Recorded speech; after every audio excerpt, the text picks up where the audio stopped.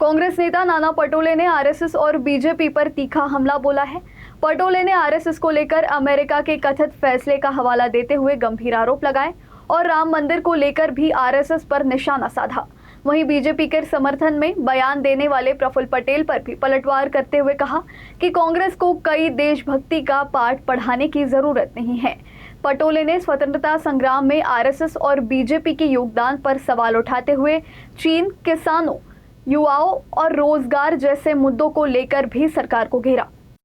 अमेरिकेमध्ये आरएसएसला आतंकवादी संघटना म्हणून अमेरिकेने घोषित केलेला आहे।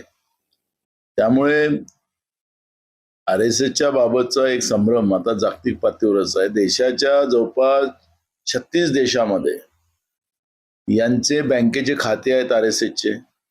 अमाप पैसा त्याच्यामध्ये आहे। हा कुठला पैसा आहे, कुठल्या कोणी दिलेला आहे त्याचा ऑडिट नाही।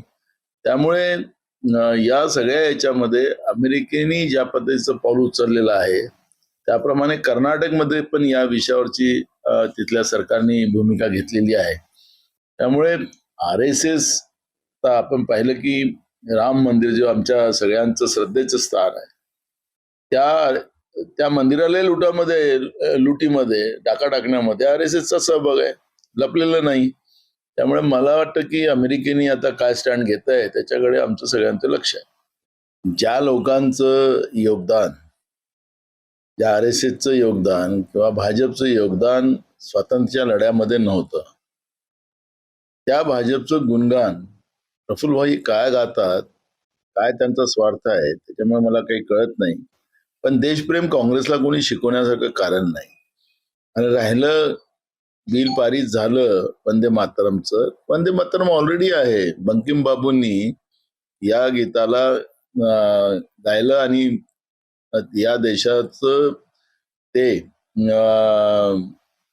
राष्ट्रगान झालं।